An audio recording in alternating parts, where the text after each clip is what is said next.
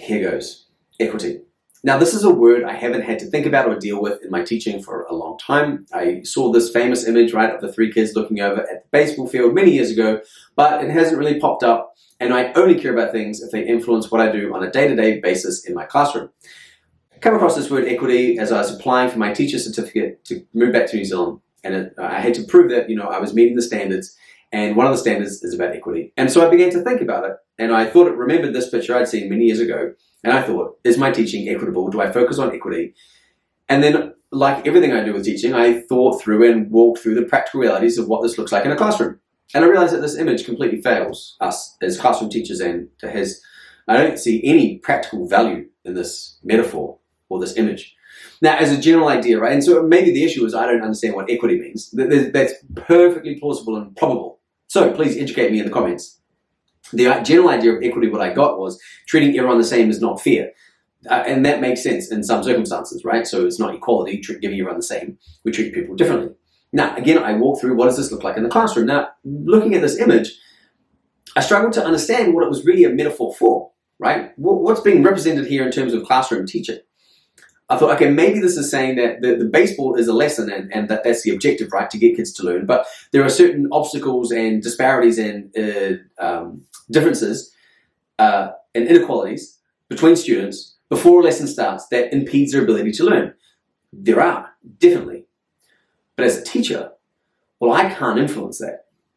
Now, you might disagree, but I mean, by the very nature of these things being circumstances outside of the classroom before the lesson even begins, these are beyond my control. These are massive societal injustices, inequalities, issues, or whatever, or even just physical disabilities, or any sort of issue that is going to influence a kid's ability to learn in the classroom before they start my class is beyond my control. So I can't really focus on that. I can't spend my energy on that. And so if we're saying, okay, there's no way that actually I could ever, as a teacher, right? Think about prior knowledge. That's a massive contributing factor to how well a kid can learn. Well, I can't make sure every kid has got the same prior knowledge, right? Think about working memory capacity. We won't talk about intelligence. I guess that's a bit of a boo-boo. But working memory capacity, how much information can you hold and manipulate in your mind, right, at any one time? That's a massive correlation to achievement and how well you can learn.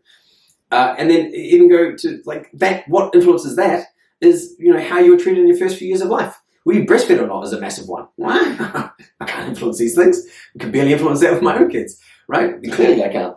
But so there are all these situational factors beyond my control as a teacher. So, okay, then I quickly realized, well, this can't be a metaphor for the beginning of a class, right? When the kids walk into my class, I need to make sure that everyone's at the same place. Again, just to give you another absurd practical example, let's look for PE teachers. All right, we're going to do a unit on PE. We're about to do basketball. Okay, but we need to make sure that everyone gets to the same fitness level before we start. What does that look like? All right, Jimmy, you got a 10 on the athletics test. You got a 4. All right, Jimmy, you just hang out for 3 weeks until these kids get up to a 10. That's not going to work. So we know it's a reality that kids are going to start at different levels in our lessons. Okay, I can't do anything about that. But then we go, okay, right, so it falls down as a metaphor to begin teaching. What about the end of my lesson? All right, so there's the idea here that I want my kids to get to the same outcome, but that's not true. That's not how I teach. I want every kid to learn. My philosophy as a teacher is I want to teach cool stuff that kids one day will use. And so I want to teach every kid. And so when I look at the tall kid here looking over the fence, they're at the same place at the beginning and the end. So this can't be a metaphor for saying that we want to have everyone achieving the same outcomes by the end of the lesson, by the end of the unit, by the end of the year, because then I haven't taught that kid that they're at the same place. Right? My goal is every kid that comes into my class I want them to learn something. And so if that one kid's here, they know a couple of things that this kid doesn't, and this kid gets here and that kid gets to there. Success! That's success, because every kid learns. So I'm generally just not inherently worried about an achievement gap between students because, well, I don't care about the gap, I care about the learning for every kid. So then, now what you might be saying is, Trav, you're missing the point of equity all along, because these are not about individual differences with students. These are about social groups and the groups they belong to and historical injustices and social inequalities. Well, again, fine, I go, but that's beyond my control. Now, you want me as a teacher? Okay, so you're going to tell me that I need to individualize my content and individualize my teaching and learning. And part of what this equity is, which I agree with, by the way, is giving different kids different resources based on their needs. Well, I get that, I agree with that. But then you're going to say, but On top of that, I have to help contribute to breaking down the systemic barriers that distinguish kids and influence their abilities based on the groups they belong to. Are you kidding me? Like, if that's your battle, and if that's your mission, and that's your fight, I applaud you and I commend you. Go for it. That's fine. But that's not my mission. My mission is to create cool content and create materials that are going to help other teachers, help other kids learn cool stuff. The ideas of breaking down the systemic barriers and inequalities around the world globally is just that's just not my fight. And hopefully people understand this, accept that, and appreciate that, because we can't all be expecting everyone else to be fighting everyone else's fights, right? And that issue itself is so majorly complicated. Like, if you think there's a simple solution to breaking down, breaking down the achievement gap and just closing the achievement gap, if you think there's a basic answer to that, then I don't think you've thought through the problem fully enough. And if you have, and you have the simple answer, then leave it in the comments, right? I'd be curious to hear it. Enlighten me, educate me. And I am ranting here a little bit. And I'm ranting at the idea, right? Not any individual person that's well-meaning, because this idea of equity is well-meaning. It's just misguided. It just lacks practical application. And that's the world I live in, right? The practical realities of a classroom. All right, where do we get to? Okay, so it can't be a metaphor for the beginning of the class. It can't be a metaphor for the end of the class. So this has to be a metaphor for the fact that the groups that kids belong to, there's disparities there, and we need to remove those. Well, again, isn't this just inconsistent with the idea that we treat individual kids based on their individual wants and needs, but yeah, I'm also supposed to identify them by the group they belong to, and therefore treat them differently based on that group? Well, I'm not going to do that. I'm not going to treat kids differently based on the group they belong to. I won't. I would take my own kids, for example. If my kids were treated differently, if my daughter walked into math class and they said, look, you're a girl and there's girls are underrepresented in STEM, so we're going to give you extra support, extra resources because we want you to achieve, right? But you're Asian, and Asians tend to outperform, and so we're in a quandary here, so we're not going to give you those resources. After all, I think that would just infuriate me that my kids would be treated based on the groups they belong to.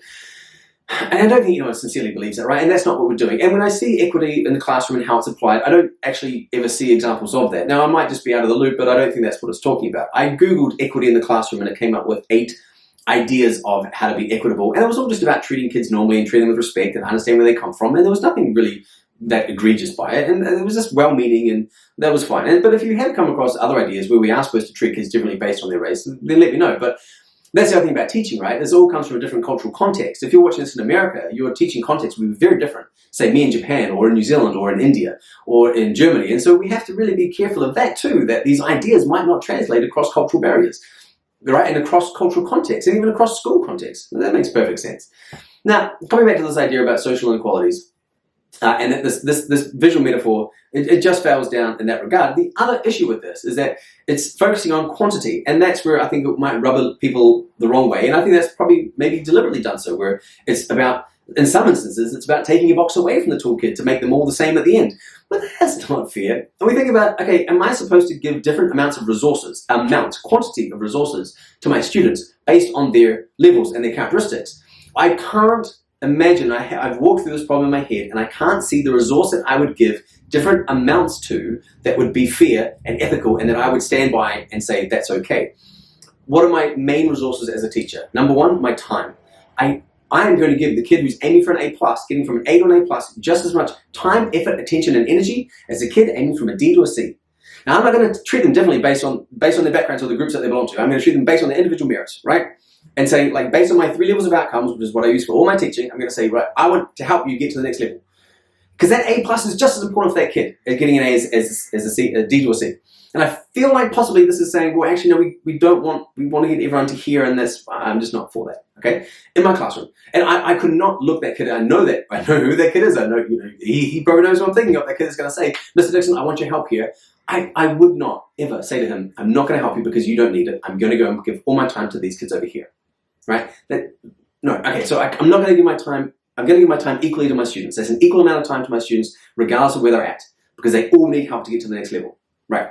Now, what's another one? Resources. Well, if I provide access to resources to one kid, it would be unfair and unethical for me not to offer and allow and have access to the same resources to the other kid. I'm not going to a kid that goes, I like to hear things visually, so can I have the audiobook of your textbook? I would say, yes, here. Another kid says, oh, can I also have that? No, you don't need it. Why would I do that? Why would I do that? For fear that they're going to learn too much and then that gap isn't going to decrease? Preposterous. What nonsense. Why would I say, actually, no, you don't need these flashcards or this list that I gave as study materials for this group because you already get an A and we want to close that gap? preposterous. That's nonsense. Again, I don't think this is saying when you break this down to an individual level, these metaphors that we're talking about don't work. The people I think who are trying to sell this, and it comes from a good place, I get it, but they're trying to reduce those differences between the groups. But again, in the classroom, I can't treat kids differently based on the groups they belong to, because that would be unethical and like just sexist and bigoted and racist, wouldn't it? So like, and I just can't think through the situation where I would say you are, you know, like again, I just use my own daughter or my own son in these examples, right? If they were to say you don't get this because based on the group that you belong to, you don't need it, I would be livid.